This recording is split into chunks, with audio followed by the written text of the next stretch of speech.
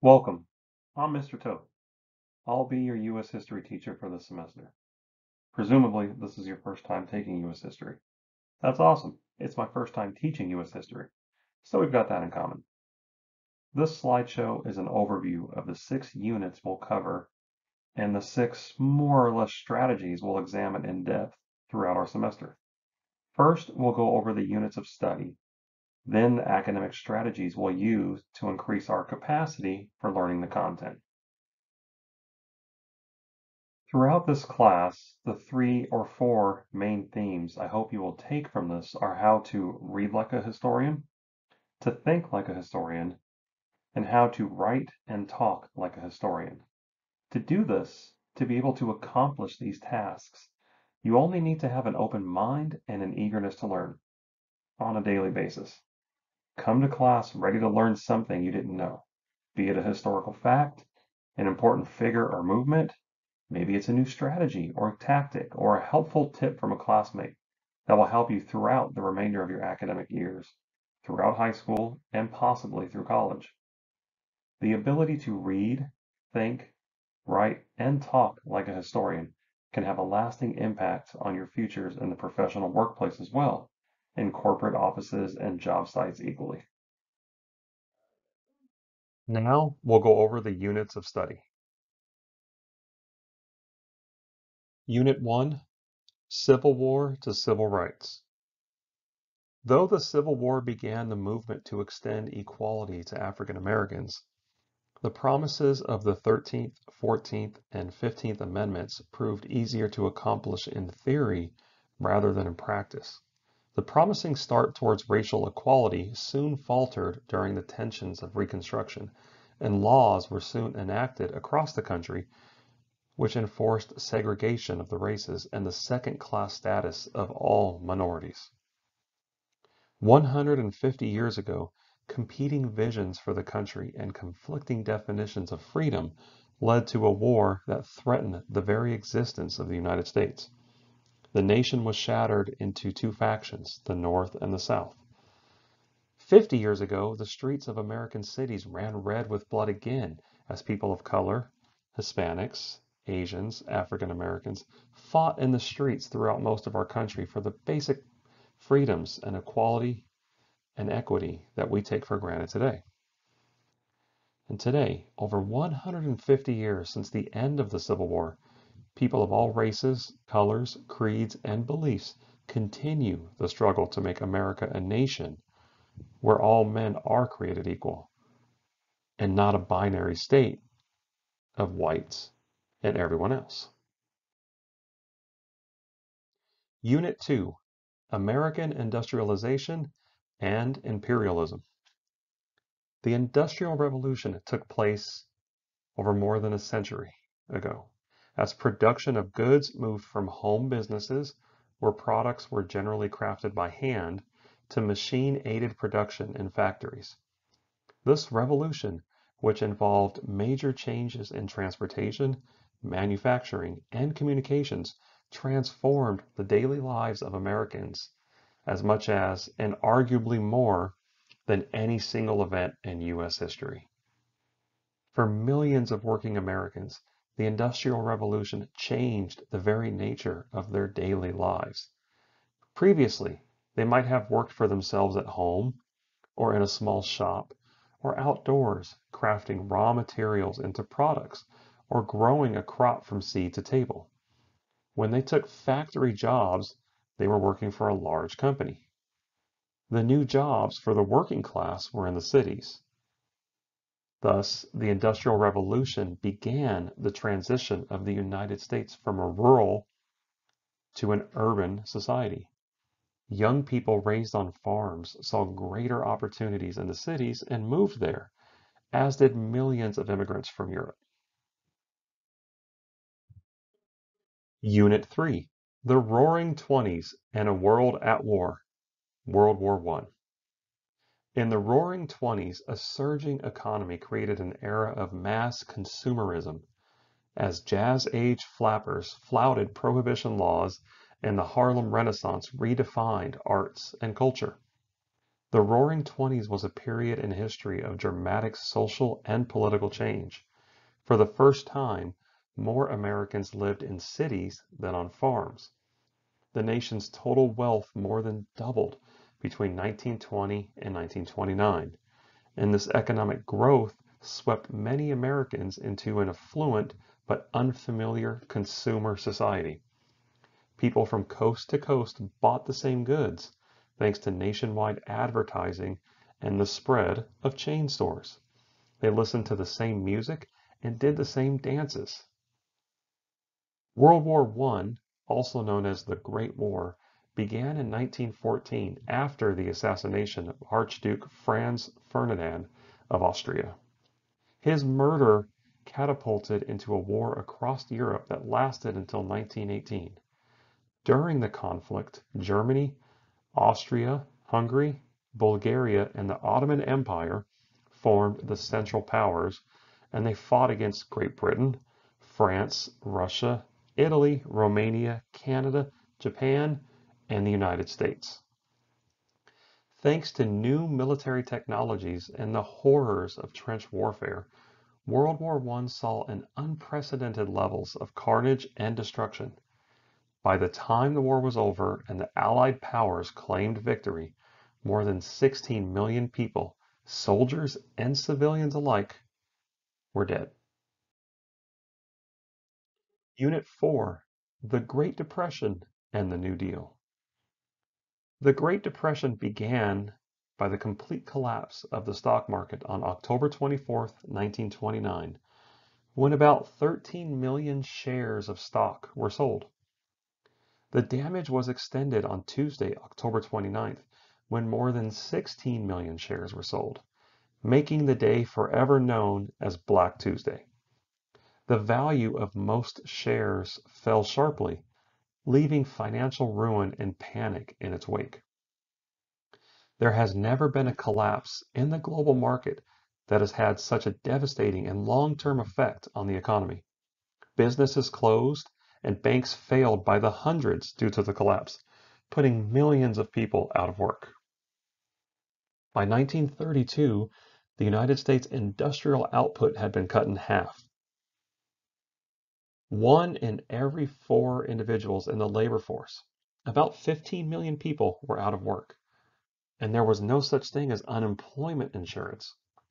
Hourly wages had dropped by about half, and hundreds of banks had failed.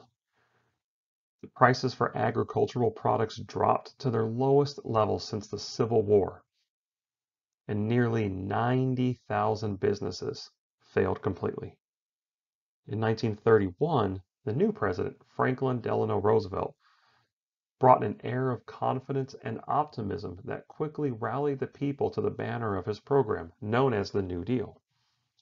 The New Deal, in a certain sense, merely introduced types of social and economic reform familiar to many Europeans for more than a generation, and did more to extend the racial divide in America between whites and minorities. Unit 5, World War II. The instability created in Europe by the First World War from 1914 through 1918 set the stage for another international conflict, World War II, which broke out 2 decades later and would prove even more devastating.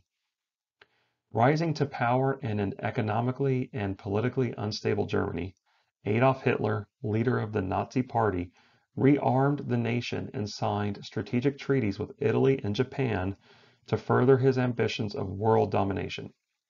Hitler's invasion of Poland in September of 1939 drove Great Britain and France to declare war on Germany, marking the beginning of World War II. Over the next 6 years, the conflict would take more lives and destroy more land and property around the globe than any previous war. Among the estimated 45 to 60 million people who were killed, 6 million of them were Jewish individuals who were murdered in Nazi concentration camps as part of Hitler's diabolical final solution, commonly known as the Holocaust. On December 7, 1941, 360 Japanese aircraft attacked the major U.S. naval base at Pearl Harbor in Hawaii, taking the Americans completely by surprise and claiming the lives of more than 2,300 troops.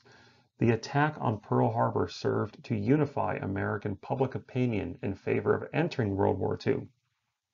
And on December 8th, Congress declared war on Japan with only one dissenting vote. Germany and the other Axis powers promptly declared war on the United States. Unit 6, the Cold War. The Cold War, the open yet restricted rivalry that developed after World War II between the United States and the Soviet Union and their respective allies, was waged on political, economic, and propaganda fronts and had only limited recourse to weapons. The Cold War reached its peak between 1948 and 1953. In this period, the Soviets unsuccessfully blockaded the Western-held sectors of West Berlin. The United States and its European allies formed the North Atlantic Treaty Organization, or NATO, a unified military command to resist the Soviet presence in Europe. The Soviets exploded their first atomic warhead in 1949, ending the American monopoly on the atomic bomb. The Chinese Communists came to power in mainland China also in 1949. And the Soviet-supported Communist government of North Korea invaded the US-supported South Korea in 1950, setting off an indecisive Korean War that lasted until 1953. Throughout the Cold War, the United States and the Soviet Union avoided direct military confrontation in Europe and engaged in actual combat operations only to keep allies from defecting to the other side, or to overthrow them after they had done so. Thus, the Soviet Union sent troops to preserve communist rule in East Germany in 1953, in Hungary and Czechoslovakia in 1956, and Afghanistan in 1979. For its part, the United States helped overthrow a left-wing government in Guatemala in 1954, and supported an unsuccessful invasion of Cuba in 1961, invaded the Dominican Republic and Grenada in 1965 and 1983, and undertook a long and unsuccessful effort to prevent communist North Vietnam from bringing South Vietnam under its rule between 1964 and 1975. Now we'll go over the academic strategies we'll use to increase our capacity for learning the content. Focused note-taking. The primary source of information in the class will be presented in two formats. One, in-class lecture, like this, with graphics where you will take comprehensive notes, and in-class readings where you will also take comprehensive notes. Notes will be important, especially in this class, since you will be able to use your notes and only your notes on every test, quiz, or exam. So, let's take our note-taking procedures seriously. We'll also learn strategies to support reading for understanding. Strategies to support reading for understanding through the textbook and any supplemental materials like research articles and historical texts like newspaper articles and historical archives will be important throughout this entire class. This will be aided by focused note-taking during all in-class reading assignments, both individually and in small groups. Graphic organizers are a helpful learning tool for students of all ages to organize, clarify, or simplify complex information. They'll help you construct understanding through an exploration of the relationships between concepts using whatever method best fits your individual learning style. Writing to learn and learning to write. Writing to learn means using writing as a tool to promote content learning. When you, as students, write, you are expressing your own original thoughts on paper. Learning to write includes learning two sets of skills: composing skills using the writing process, which includes pre-writing, planning, drafting, or revising. And transcription skills, which includes punctuation, capitalization, spelling, handwriting, or typing skills. A foundational composing skill is the ability to apply knowledge of text structure to write sentences, like knowledge of grammar, paragraphs, and longer passages of text. Knowledge of text structure also includes recognizing the differences among narrative, informational, and argumentative types of writing. Composing requires a great deal of thinking at the pre-writing, planning, and drafting stages before we actually begin to write. Primary source is a piece of information about a historical event or period that was created at the same time as the event itself. Its purpose is to capture the words, the thoughts, and feelings of the past. Primary sources help you understand what happened and why it happened. Primary sources aren't just books, though. They can be any written documents or recorded archives, even actual items created during a historical period. Some examples are letters, diary entries, maps, official records such as birth certificates or marriage licenses, personal items like clothing, tools, coins, or pottery. In a structured discussion, a discussion is used to meet specific learning outcomes. The discussion usually has guidelines, which can be both content-oriented, logistical, and technical.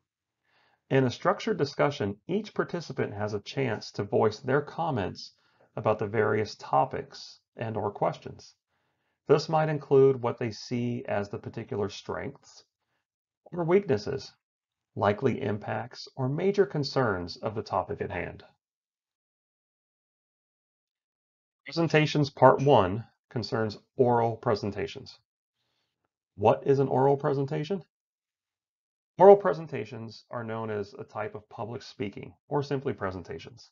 They consist of an individual or group verbally addressing an audience on a particular topic. The aim of this is to educate, inform, entertain, or present an argument to your peers. Presentations Part 2. Google Slides, like the slideshow you are viewing right now, can be a powerful presentation tool, and when used correctly, can satisfy the presentation component of this class, especially when we're working in a group setting or format. Presentations Part 3. YouTube, right? Who doesn't know what YouTube is? YouTube can be a great presentation tool. You can, if applicable, record your individual or group presentation, edit the video, add effects, music, graphics, if they support your presentation, and save it to YouTube. And you're good. If you or your group decides to choose this method, you simply need to email me the file before the required due date, and we'll view the presentation in class. So you will not have to present live in class in front of your peers. Finally, presentations part 4, and the last skill that we'll be working on this year. Presentations part 4 concerns adventures in mixed media art. Mixed media is a type of artwork that mixes different media or materials into one piece. For example, a piece of art that combines an acrylic painting with fabric and paper is mixed media art. When presented with a description of the art, like a caption, and its significance to the assignment, this can be a very compelling type of presentation, and we will utilize this in every unit throughout this class.